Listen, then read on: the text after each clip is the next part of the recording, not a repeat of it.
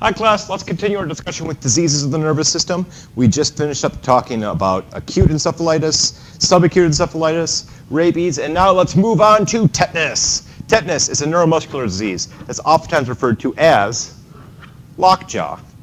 When tetanus occurs, the muscles are going to experience full tetany. They'll experience full contraction. The causative agent of tetanus is the bacterium Clostridium tetani. This is a common residence of cultivated soil. This is a microorganism that's just naturally present in the environment. It's also present in the gastrointestinal tract of animals as well. It's a gram-positive bacterium that's capable of forming endospores. So it's going to be one of our gram-positive bacilli. These endospores are often going to swell within a vegetative cell, making them quite easy to identify via endospore staining. I generally speaking stay away from Clostridium tetani when working with undergraduate students because of the risk of contamination. I don't feel comfortable working with this particular strain of bacteria.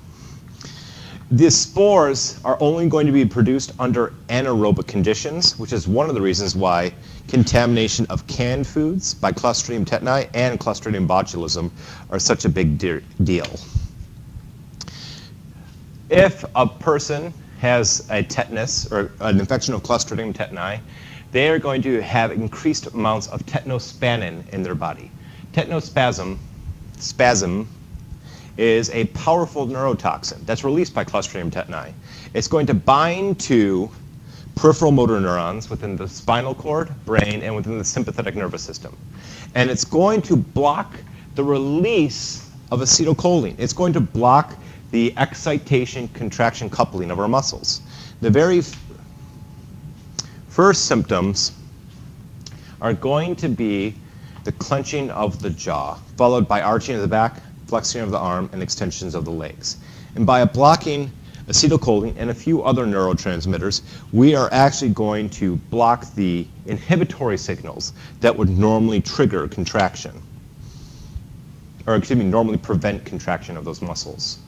Some signs and symptoms of tetanus poisoning are going to include Risus sardonicus, also known as the sardonic grin. This is, generally speaking, a creepy grin that occurs when the muscles of the face are all contracting at the same time and the patient's mouth looks like he's kind of smiling, but not really. It's kind of like the classic evil smile you would see when watching a Disney movie. The pathogenesis and virulence factors of Clostridium tetani are as follows. Just having the presence of spores in a wound isn't enough to initiate infection. We are going to find that this bacterium is unable to invade damaged tissues very readily.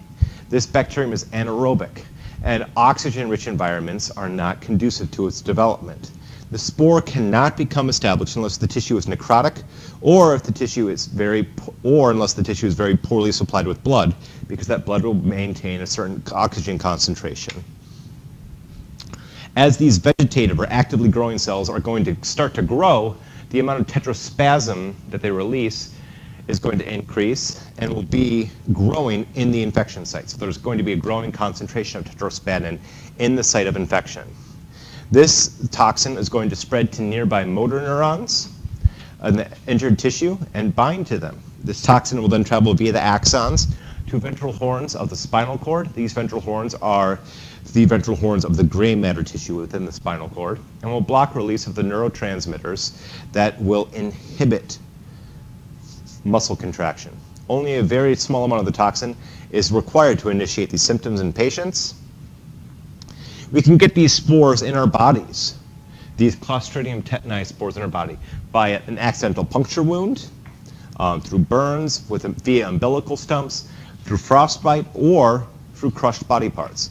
In North America, the incidence is very low thanks to high hygiene and good medical access.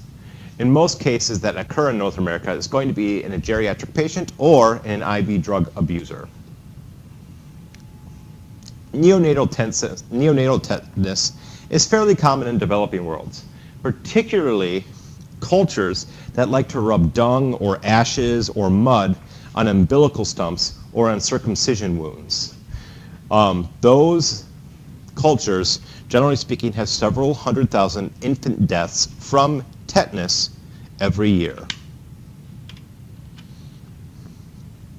If a patient is starting to give the clear clinical appearance that's suggestive of tetanus, they should immediately receive the antitoxin for tetanus. This antitoxin is going to be an antibody-based toxin. This antibody will bind to the tetanospasmin to prevent it from binding to motor neurons. It's recommended over a series of vaccination series. During the first 1 to 3 months of life, babies are going to receive 3 injections, 2 months apart, followed by boosters at 1 year of age and 4 years of age. And this will last for 10 years. And the adults can receive booster shots that will give them subsequently another 10 years of protection. A pregnant woman should also be vaccinated, just in case. We want to play it safe to make sure that her child doesn't get tetanus.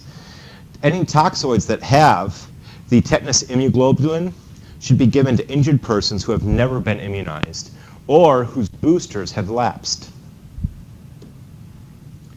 Here we can see a patient representing that sardonic grin where the facial muscles are contracting and pulling back the mouth. So it looks like he's kind of smiling, but it's not quite natural looking. And that's because the Clostridium tetani released tetanospasmin into the bloodstream that traveled up the spinal cord and is progressively going to inhibit the firing of the inhibitory motor neurons. As those motor neurons that are inhibitory are inhibited, we're also going to have our motor neurons that initiate contraction both fire at the same time. So we'll have the flexor and extensor motor neurons firing at the same time in opposition of each other. And because they're firing at the same time in opposition to each other, generally speaking, it's the larger muscle groups that are going to overpower the weaker muscle groups.